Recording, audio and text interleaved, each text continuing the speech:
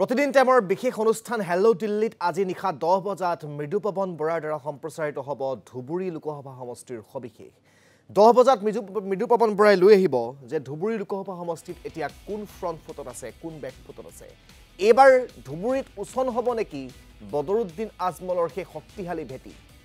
কংগ্ৰেছে যি ৰণকৌশল প্ৰস্তুত কৰিছে ভেটি উছন কৰিবৰ বাবে বদৰুদ্দিন আজমলৰ সেই ভেটি হসাকৈ উছন কৰিব পাৰিব নেকি কংগ্ৰেছে আমি জলেশ্বৰৰ কিছু খবৰ আপোনালোকক জনাব বিচাৰিছো আমাৰ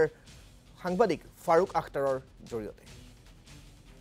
2024 লোকসভা নিৰ্বাচন সমাগত প্ৰতিটো ৰাজনৈতিক দলে আৰম্ভ কৰিছে নিজা নিজা ৰণকৌশল আৰু বৰ্তমান মই উপস্থিত আছো 4 নং ধুবুৰী লোকসভা সমষ্টিৰ অন্তৰ্গত জলেশ্বৰ সমষ্টিত আৰু ধুবুৰী লোকসভা সমষ্টিৰ সাংসদ হিচাপে তিনিবাৰকৈ আছিল মৌলানা বদৰুদ্দিন আজমল আৰু বৰ্তমান মই জলেশ্বৰ সমষ্টিত উপস্থিত আছো আৰু মোৰ সৈতে জলেশ্বৰ সমষ্টিত সচেতন ৰাইজ উপস্থিত আছে আৰু যেহেতু 2024 লোকসভা নিৰ্বাচন সমাগত মই এই সন্দৰ্ভত জানিবলৈ চেষ্টা কৰিম আসলতে ৰাইজৰ মনোভাৱ কি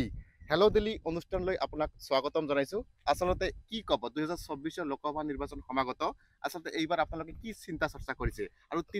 তিনিবাৰকৈ ইয়াত সাংসদ হিচাপে আছিল মৌলানা বদৰুদ্দিন আজমল কি কব প্ৰথমে মই আপোনালোকক